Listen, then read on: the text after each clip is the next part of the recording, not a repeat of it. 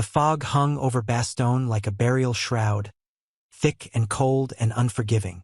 December 22nd, 1944. The town that had once been a crossroads of commerce and conversation now served as a cage. 7 roads leading out like spokes on a wheel, and every one of them choked with German steel. Preparing and narrating this type of story took us long efforts and hard work. So if you are enjoying the story, please consider subscribing to our channel. Staff Sergeant Michael Riley pressed his back against the frozen stone of a demolished bakery and watched his breath crystallize in the air. His hands, wrapped in strips torn from a dead man's scarf, trembled not from fear but from the cold that had seeped into his bones over the past week. Around him, the 101st Airborne, the Screaming Eagles, they called themselves with a pride that even hunger couldn't diminish, held positions that seemed to shift and compress with each passing hour. The shelling had stopped an hour ago. That was worse than the noise. The silence meant the Germans were regrouping, planning, laughing in their warm bunkers about the Americans trapped like rabbits in a frozen snare. Riley could still hear it sometimes, in the spaces between artillery fire. German voices carrying across the snow, confident and cruel. The sound of men who believed victory was merely a matter of time. They had reason to believe it. The panzer divisions had encircled Bastogne completely on the 21st, cutting supply lines, severing communications, leaving 10,000 American soldiers with dwindling ammunition, almost no medical supplies, and a food situation that had progressed from serious to desperate. Sarge. Private Tommy Kowalski appeared at his elbow, a kid from Pittsburgh with a baby face that made him look even younger than his 19 years. His helmet sat askew on his head, and his rifle, an M1 Garand that had saved his life twice in the last 3 days, hung loose in his grip. "Captain wants you at the command post. Says it's important." Riley nodded, pushing himself away from the wall. His legs protested, stiff from hours of immobility in temperatures that had dropped to near zero. They moved through the ruins of what had been Bastogne's market square, past the hulking shadow of the damaged church where medics worked by candlelight on men who screamed or didn't scream, depending on how bad it was. The town had been beautiful once. Riley had seen photographs in a magazine back at Camp Toccoa. Medieval architecture, cobblestone streets, cafe tables where people gathered to drink coffee and discuss ordinary things. Now it was a graveyard of shattered stone and splintered timber, every building bearing the scars of German 88s and Nebelwerfer rockets. Captain Frank Morrison stood hunched over a map spread across a makeshift table, 3 crates and a barn door.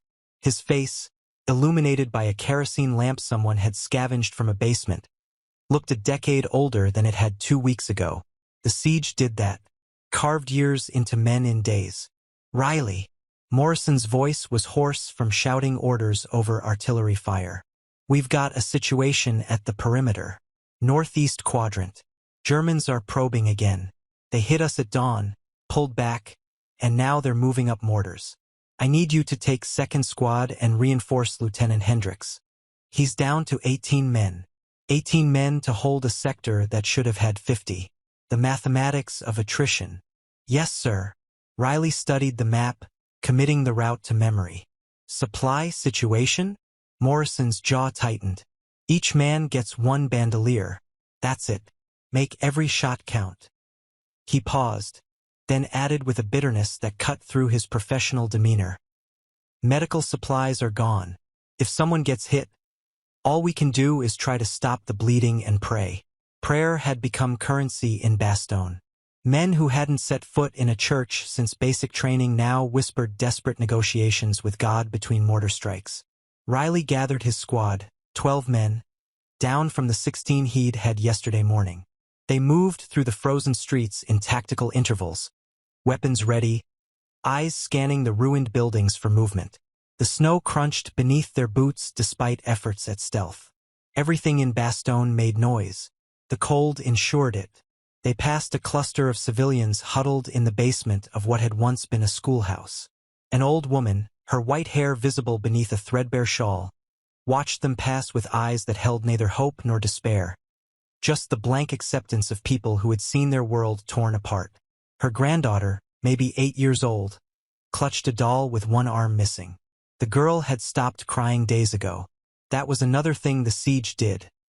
It stole tears, replacing them with a hollow-eyed silence that was somehow worse.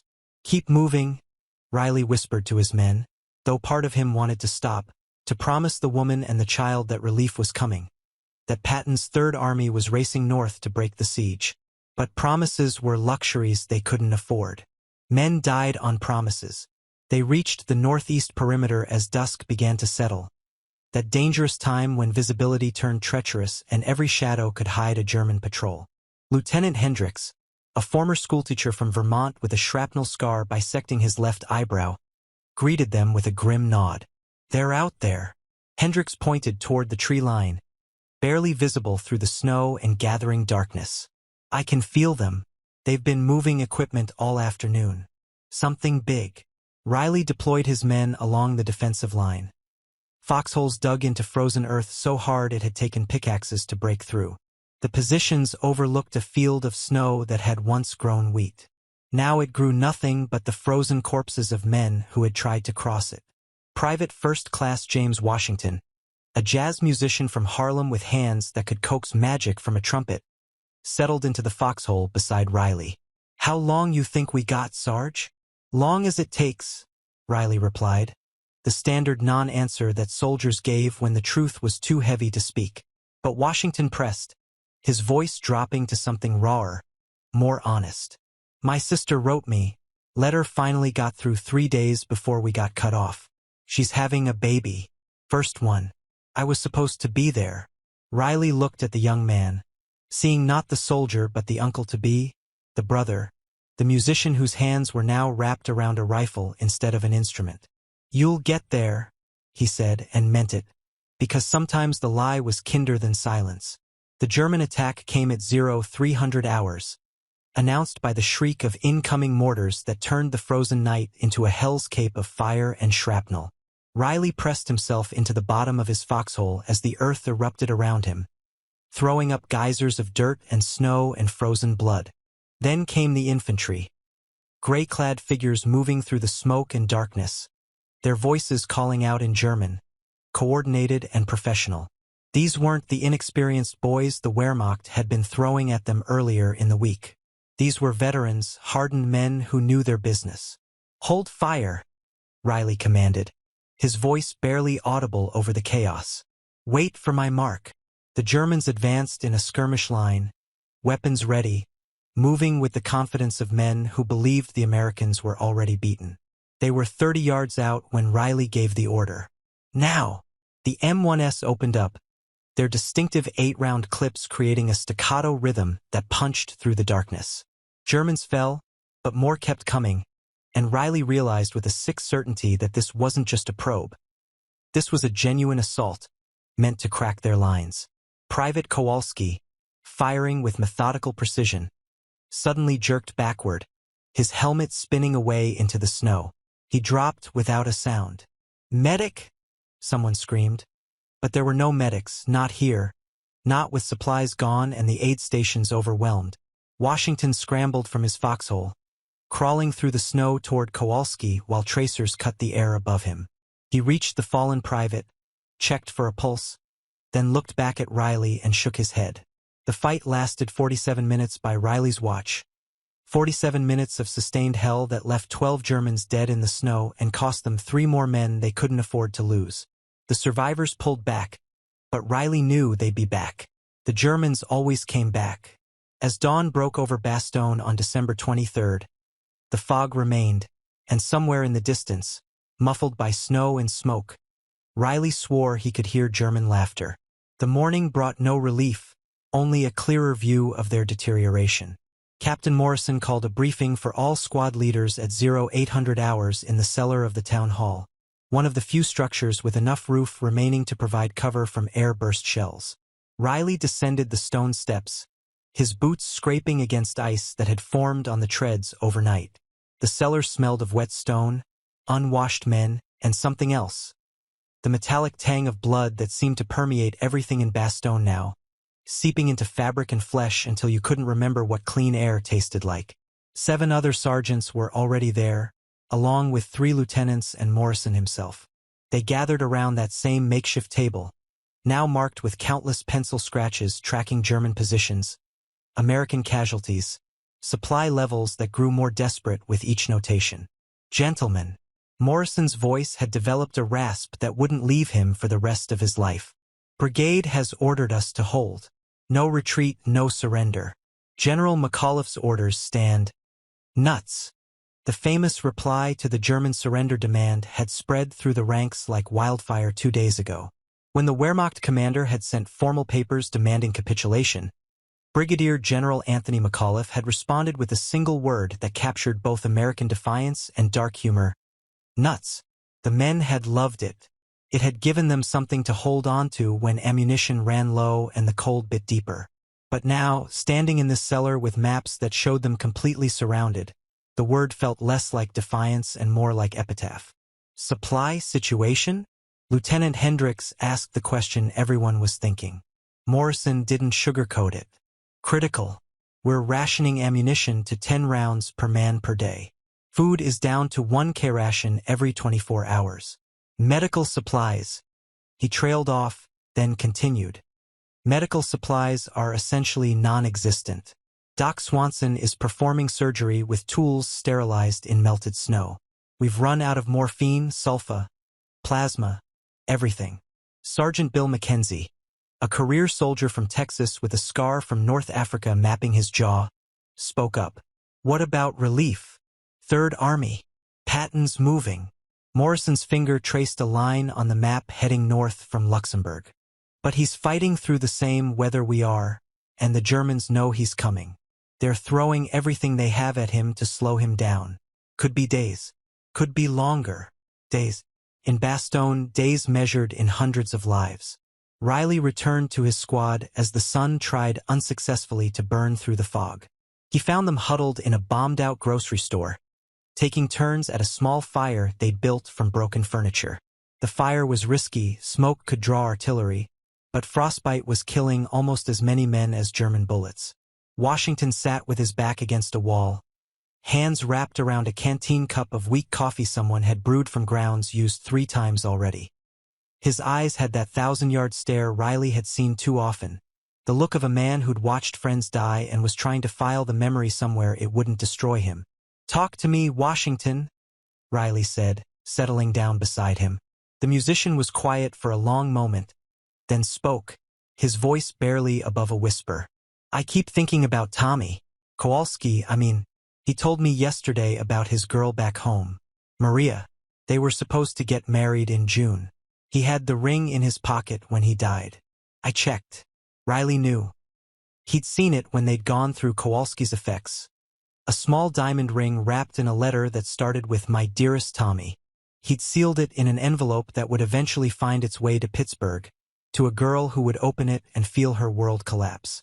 "We're going to make it out of here," Riley said, the platitude tasting like ash on his tongue. "You believe that, Sarge?" "I have to." The day crawled forward with agonizing slowness.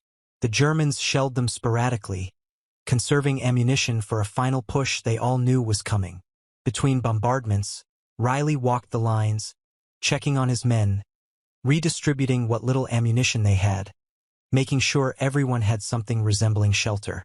He found Private Eddie Chun, a Chinese-American kid from San Francisco who'd lied about his age to enlist, working on a Browning machine gun that had frozen in the night. Chen's fingers, blackened with frostbite at the tips, worked with meticulous care, coaxing the weapon back to functionality. "How's it looking?" Riley asked. "She'll fire." Chen didn't look up from his work. "But the barrel's warped from the cold. Accuracy's going to be questionable after the first burst." "Better than nothing." "Yeah."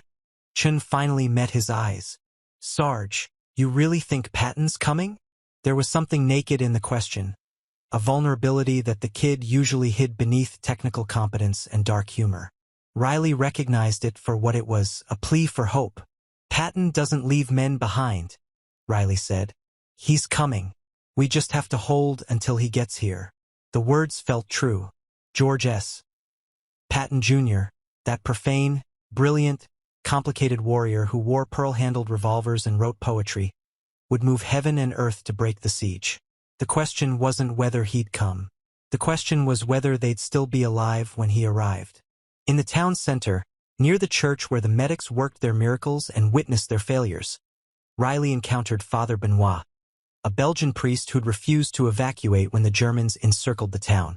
The old man moved among the wounded with a calmness that seemed almost supernatural, offering last rites to the dying and comfort to those who would survive but never forget.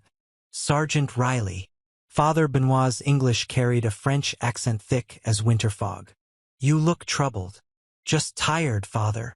We are all tired. The priest gestured toward the church. But tired men can still do God's work. Would you help me move some of the wounded?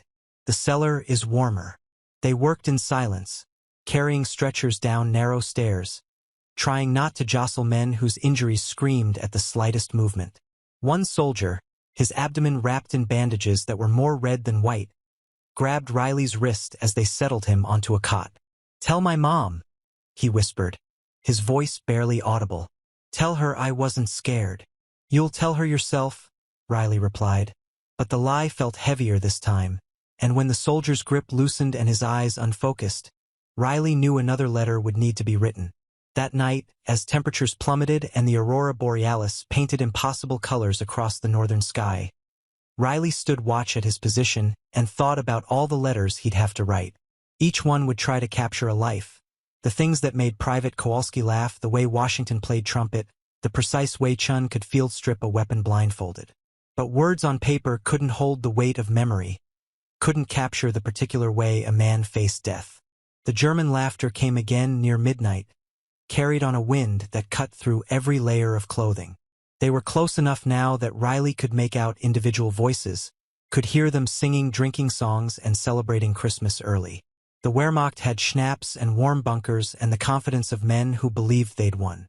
Riley listened to that laughter and felt something cold and hard settle in his chest. Not quite hate, soldiers rarely hated the enemy. That took energy they didn't have. But a grim determination, a refusal to give these men the satisfaction of victory. They won't laugh forever, Washington said from the foxhole beside him. No, Riley agreed, checking his rifle one more time, feeling the weight of his remaining ammunition. They won't. Somewhere to the south, beyond the encircling ring of German steel, George Patton's Third Army was grinding north through snow and resistance. But here in Bastogne, on the frozen night of December 23rd, all they had was the determination to see one more dawn, and the promise that when relief came, not if but when, they'd still be standing, still holding, still defiant. December 24th arrived with the same fog, the same cold, and something new, the sound of aircraft engines overhead. For one desperate moment, hope surged through the ranks. Air support, supplies, reinforcement from above. Then the first bombs fell. Luftwaffe bombers, materializing out of the cloud cover like mechanical vultures, unloaded their payloads across Bastogne with methodical precision. The earth shook as explosions rippled through the town, collapsing buildings that had somehow survived the artillery, crushing civilians who'd thought their basements were safe. Riley and his squad pressed themselves into their foxholes as the world erupted around them. The sound was beyond deafening, a physical assault that made ears bleed and thoughts fragment. Private Chen, curled into a ball in the frozen earth, was praying in Cantonese, his voice lost beneath the screaming of bombs. The raid lasted 17 minutes. When it ended, smoke rose from a dozen new fires, and the casualty count had jumped by numbers nobody wanted to calculate. Morrison found Riley an hour later, his face smudged with soot and something that might have been someone else's blood. The church took a direct hit. Half the medical staff is dead. Father Benoit. He didn't finish the sentence. Riley felt something crack inside him, some final reserve of compassion or hope or humanity. The priest had been a good man. The world had fewer good men now. We need to consolidate positions, Morrison continued. All business, because business was the only thing keeping him from screaming. Pull your squad back to the secondary line. Germans are massing for a push. Intelligence says they're bringing up reserves from the Führer Grenadier Brigade. Elite troops, fresh troops, men who hadn't been starving and freezing for a week. The mathematics kept getting worse. They pulled back through streets that no longer resembled anything urban, just cratered moonscapes of rubble and frozen blood, littered with the detritus of war. Washington stopped beside a shattered storefront where a sign still hung, Boulangerie du Bois, the bakery where Riley had taken position on the first day of the siege. "My grandfather owned a bakery in Harlem," Washington said suddenly. "Used to wake up at 4 a.m. to start the bread. Said there was something holy about feeding people. I never understood what he meant until now." "What do you mean?" Preparing and narrating this type of story took us long efforts and hard work. So if you are enjoying the story, please consider subscribing to our channel. Washington gestured at the ruins around them. "All this destruction, it's the opposite of holy, isn't it? Instead of feeding people, we're destroying everything." "And for what?" "For freedom," Riley said, but the word felt inadequate. "Yeah." Washington nodded slowly. "Yeah, I guess that's worth something." The German attack came at 1,400 hours, heralded by the now familiar scream of Nebelwerfer rockets. Screaming Memis. The Americans called them six-barreled launchers that created a psychological terror almost worse than their actual destructive capability. But this time, the rockets were just the overture. Panzers rolled forward through the fog, Mark IVs and Panthers, their 75mm guns traversing to target American positions. Behind them came the infantry, gray waves of them, moving with disciplined precision that spoke of training and confidence. Riley's squad, positioned in a bombed-out apartment building, opened fire with everything they had. The Browning machine gun, despite its warped barrel, chattered its defiant song. M1s cracked. A bazooka team, down to their last 3 rockets, scored a direct hit on a Mark IV, sending it up in a pillar of flame. But more kept coming. "They're flanking left," Lieutenant Hendricks shouted from his position 20 yards away.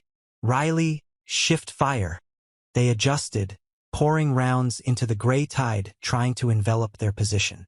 Washington, firing with mechanical precision, dropped 3 Germans before a mortar round landed close enough to throw him against a wall. He got back up, bleeding from a dozen shrapnel wounds, and kept firing. Chen's machine gun fell silent. Not jammed, but out of ammunition. The kid switched to his rifle without hesitation, dropping to one knee to improve his accuracy. The battle devolved into the chaos that all close combat becomes. A confusion of smoke and noise and the animal fear that lives in every human heart. Riley found himself fighting hand-to-hand with a German sergeant, their rifles abandoned, grappling in the frozen rubble with the desperate ferocity of men who knew only one of them would see another sunrise. He won. The German didn't. When the Wehrmacht finally pulled back 2 hours later, they left 37 of their own dead in the snow. But the Americans had lost 9 men they couldn't replace, and the ammunition situation had gone from critical to catastrophic. Morrison, visiting each position to assess damage, looked like death itself. "We can't sustain this. One more push like that and we're done." "Then we better hope Patton hurries," Riley replied, reloading his rifle with the last ammunition he'd been able to scrounge. That night, Christmas Eve in Bastogne, something broke in the weather. The fog lifted just enough for starlight to penetrate, and with it came a sight that would become legend. C-47 transport planes, dozens of them, appearing overhead like aluminum angels. The Germans opened up with everything, filling the sky with tracer fire and flak bursts. But the planes kept coming, and from their bellies tumbled parachutes, white flowers blooming against the dark sky. Supplies, ammunition, medical equipment, food. Men who had been too exhausted to move suddenly found energy to run toward the drop zones, dodging German fire, pulling in the precious cargo. Riley grabbed a container that landed 30 feet from his position, popping it open to find ammunition, plasma, sulfa drugs. Washington laughed. Actually laughed. The first genuine sound of joy Riley had heard from him in days. "Sarge, they got coffee. Real coffee." All across Bastogne, the Americans rallied. It wasn't victory. They were still surrounded, still outnumbered, but it was hope, tangible and real. The supply drop wouldn't win the siege, but it would let them hold longer. Long enough for Patton to arrive. In the German lines, the laughter stopped. They'd seen the planes too, understood what it meant. The Americans weren't going to starve, weren't going to run out of ammunition. The easy victory had become complicated. Riley sat in his foxhole that night, sipping real coffee for the first time in a week, and allowed himself to believe they might actually survive. Around him, his men, the ones who remained, cleaned weapons with renewed vigor, rationed out the new supplies with careful precision, and told jokes that weren't quite as forced as before. Morrison appeared near midnight, moving through the positions like a ghost. When he reached Riley, he simply nodded, an acknowledgement that passed between professional soldiers who'd been through hell together. "Third Army's 20 miles out," Morrison said quietly, the words nearly lost beneath distant artillery fire. "Patton's pushing hard. Intelligence says he'll be here by the 26th. 2 more days. 48 more hours. They could do that." In the darkness beyond their perimeter, German voices called out. Not laughter this time. Orders. The movement of equipment. The Wehrmacht was preparing for something. "They're going to try to break us before relief arrives," Riley observed. "Probably." Morrison lit a cigarette, cupping the flame against the wind. "But they're going to fail. You know why? Why? Because we're too damn stubborn to die." It wasn't poetry. It wasn't inspirational. But it was true, and in Bastogne on Christmas Eve 1944, truth was the only currency that mattered. Christmas Day in Bastogne dawned clear, the first truly clear sky since the siege began. It was beautiful and terrible in equal measure, because clear skies meant German artillery could target with precision, could see exactly where the Americans were dug in. But it also meant American air support could find them.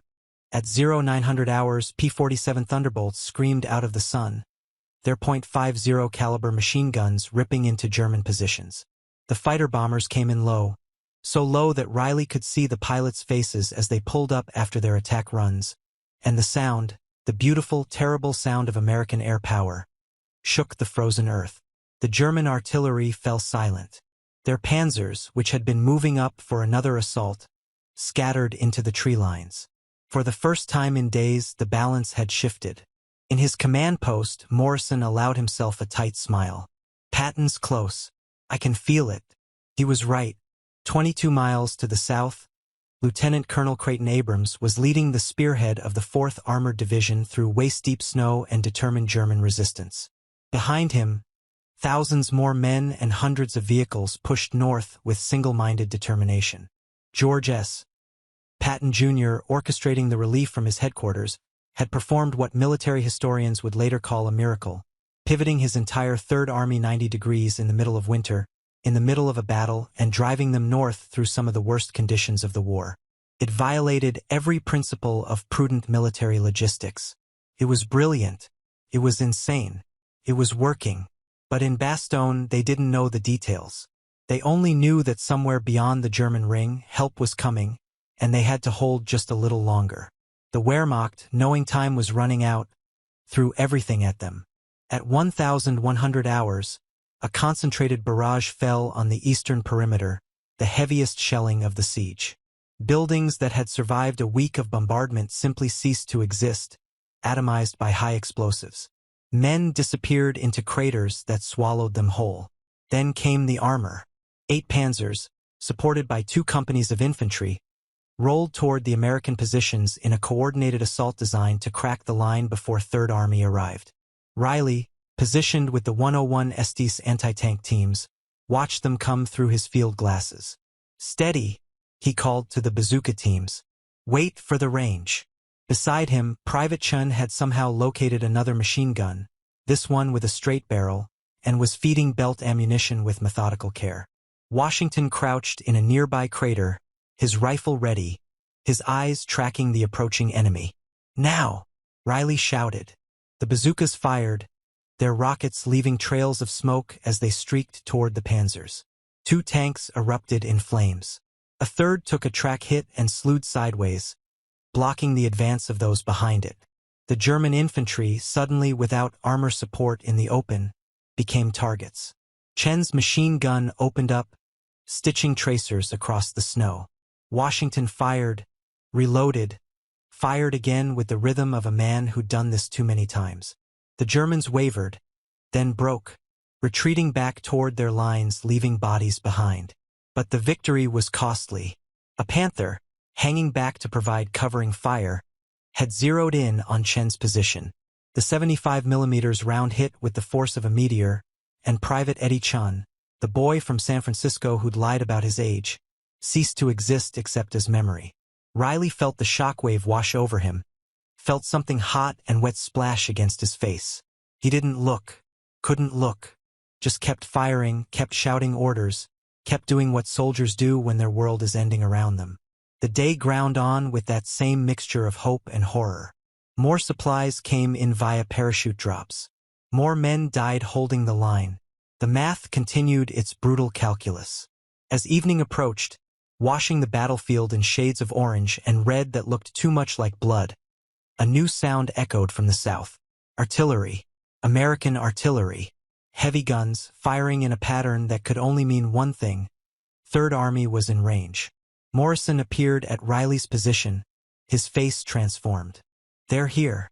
Forward observers report lead elements of 4th Armored are engaging German positions 3 miles south. They're punching through. 3 miles. In normal conditions, nothing. But with the Germans fighting desperately to maintain the encirclement, every yard would be contested.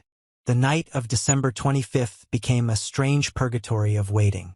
German attacks continued, but with less conviction now, as if the Wehrmacht soldiers could feel the tide turning.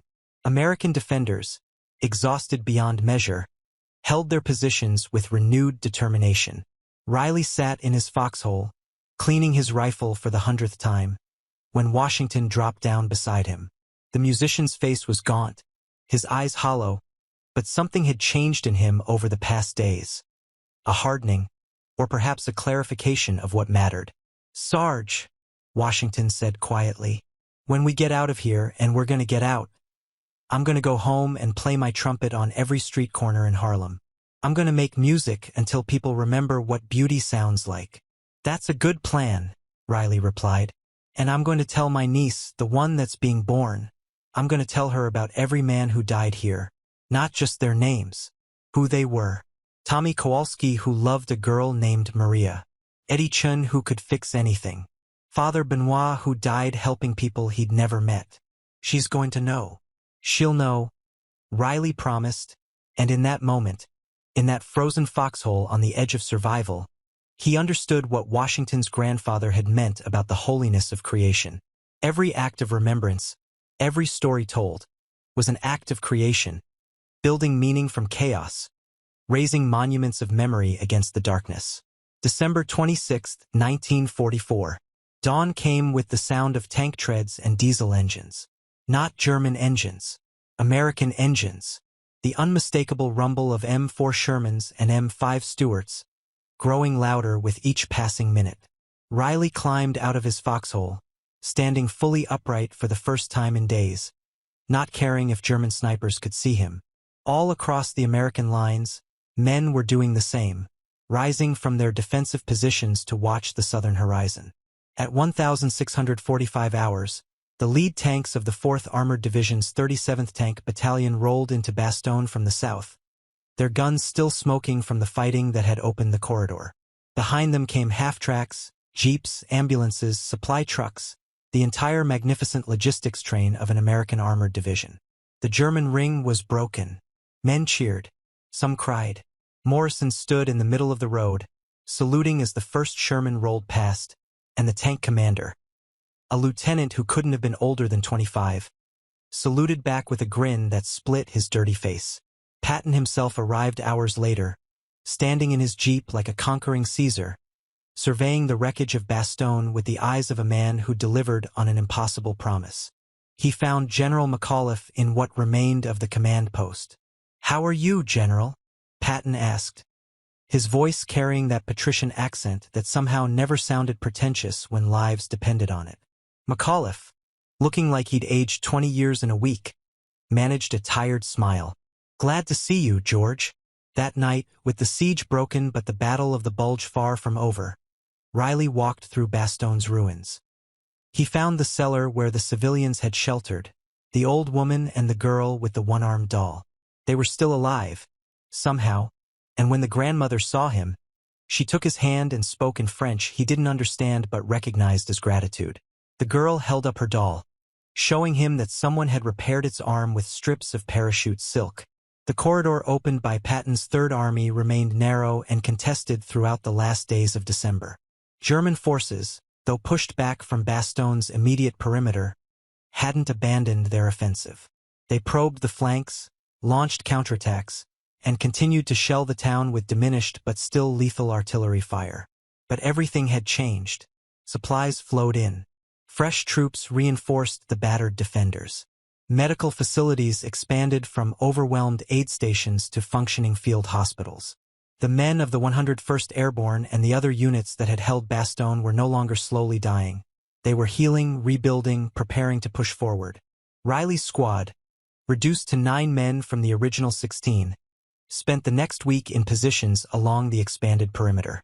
They watched as the 4th Armored Division pushed outward, widening the corridor, crushing German positions that had tormented them for so long. On New Year's Eve, Morrison gathered what remained of the company for a formation in front of the damaged church. Over 100 men had stood there on December 16th. 43 stood there now. "We held," Morrison said simply, his voice carrying across the ruined square. "When the Germans demanded surrender, we told them nuts. When they tried to starve us, we rationed what we had. When they surrounded us, we made them bleed for every yard. We held." He paused, looking at each face. Young faces aged by war, eyes that had seen too much, shoulders that carried the weight of lost friends. "The casualty lists are being compiled. Letters are being written. I know that's no comfort to the families who'll receive them, but I want you to know something. Every man who fell here died holding the line. The German advance was stopped here. The tide of the Battle of the Bulge turned here. In Bastogne." Someone in the ranks, Riley couldn't see who, began to sing. Quietly at first, then with growing strength. "Silent night, holy night." Other voices joined, a ragged chorus of survivors singing in the ruins of a town they'd saved. Washington stood beside Riley, his voice, that beautiful instrument that should have been playing jazz in Harlem nightclubs, rising above the others. When the song ended, he turned to Riley with tears frozen on his cheeks. "We made it, Sarge." "Yeah," Riley replied, thinking of Kowalski and Chan and the dozen others who hadn't. "We made it." The reorganization began in early January. The 101st Airborne, though still combat effective, needed rest, needed reinforcement, needed time to absorb replacements and restore unit cohesion. They were pulled back from the front lines, replaced by fresh divisions pushing east. Before they left, Riley returned to the northeastern perimeter where his squad had spent so many desperate hours. The foxholes were still there, frozen into the earth. Spent shell casings littered the ground. Dark stains in the snow marked where men had fallen. He found Private Kowalski's foxhole and stood there for a long moment, thinking about the kid from Pittsburgh who'd worried about his girl, Maria. Thinking about the ring that would arrive in Pennsylvania with a letter explaining that the man she loved had died quickly, without pain, the lie that all condolence letters contained. "I'm sorry, Tommy," Riley said to the empty air. "I'm sorry I couldn't get you home." A hand fell on his shoulder. Morrison stood beside him, looking older than his 32 years, bearing the weight that all commanders carry when they survive and their men don't. "You did everything right," Morrison said. "You kept them alive as long as humanly possible. That's all any of us can do. It doesn't feel like enough. It never does." Morrison stared out at the field where so many attacks had been beaten back. "But they held this line, Riley. Every one of them. And because they held, the German offensive failed. We'll push them back to Germany now. Maybe end the war months earlier than if Bastogne had fallen. Your men, our men, might have saved thousands of lives by giving their own." It was cold comfort, but it was something. The 101st Airborne left Bastogne on January 9, 1945, trucking west toward rest areas where they could recover from the siege. As they drove through the town's outskirts, civilians emerged from their shelters to line the streets. They waved American flags, tattered things they'd hidden from the Germans. They threw flowers, though where they'd found flowers in winter was a mystery. The old woman from the schoolhouse basement stood with her granddaughter. And when Riley's truck passed, the girl held up her doll with the parachute silk arm and waved it frantically. Riley waved back, and for a moment, just a moment, the weight lifted. Washington, sitting across from him in the truck bed, pulled out a harmonica someone had given him. He played When the Saints Go Marching In, the notes carrying across the frozen landscape, and the men of the 101st Airborne, the screaming eagles who'd held Bastogne, sang along. They drove past destroyed panzers, abandoned German equipment, the frozen corpses of Wehrmacht soldiers who'd believed they would win, past the tree line where German voices had called out in confident expectation of victory. The laughter had ended. The ring was shattered. Bastogne stood at a field hospital outside Paris. Riley finally had time to write the letters he'd been composing in his head for weeks. He sat at a desk in a Quonset hut, a stack of blank paper before him, and began with the hardest one. "Dear Maria," he wrote, forming each letter with care. "My name is Staff Sergeant Michael Riley, and I had the honor of serving with Private Tommy Kowalski." He wrote for hours, filling pages with memories. Tommy's sense of humor, his courage, his love for a girl he'd left behind. He described how Tommy had died instantly, felt no pain, the lie, had spoken Maria's name at the end, the greater lie. He explained about the ring, which was being sent separately, and tried to capture in words what it meant that Tommy had carried it through hell, intending to present it to her when he came home. When he finished, he sealed the envelope and moved to the next letter. Then the next. Letters to parents, to siblings, to widows and children. Each one a small monument to a life that had ended in the frozen hell of Bastogne. Washington found him there at midnight, still writing by lamplight. "You need sleep, Sarge. I need to finish these." Washington pulled up a chair. "Then I'll help." Together they wrote through the night, two soldiers crafting careful monuments of memory. When dawn broke over the field hospital, 13 letters sat sealed and ready, each one carrying the weight of a life that had ended defending a Belgian crossroads town most Americans had never heard of. The war ground on. The 101st Airborne would fight again in Alsace in Germany itself. Some would fall in those later battles. But Bastogne remained their crucible, the place where they'd been tested beyond human endurance and refused to break. Years later, when historians wrote about the Battle of the Bulge, they would call Bastogne the turning point. They would analyze the strategic importance of the road network, the failure of German logistics, the impact of American air superiority once the weather cleared. They would note that the siege tied down German forces that could have been deployed elsewhere, that it disrupted the timetable of the Ardennes offensive, that it demonstrated American resolve at a critical moment. But Riley remembered it differently. He remembered the cold that seeped into bones and never quite left. The sound of German laughter in the darkness. The weight of letters he had to write. The faces of men who held their positions because surrender wasn't in their vocabulary. Washington went home to Harlem, played his trumpet on every corner like he'd promised, and told his niece stories about Bastogne when she was old enough to understand. Morrison became a high school principal in Ohio, teaching history with the authority of someone who'd lived it. And Riley? He returned to Bastogne in 1969, an aging veteran walking streets he'd defended as a young man. The town had been rebuilt, beautiful again, with cafes and shops and people living ordinary lives. In the market square stood a monument listing the names of the defenders Kowalski, Chan, and all the others. An old Belgian woman approached him, perhaps recognizing something in his bearing. She spoke in accented English. "Thank you for our freedom." Riley looked at the monument, at the names carved in stone, and replied with the only words that felt adequate. "We held." Subscribe to Stories Between Conflicts, where silence is never forgotten.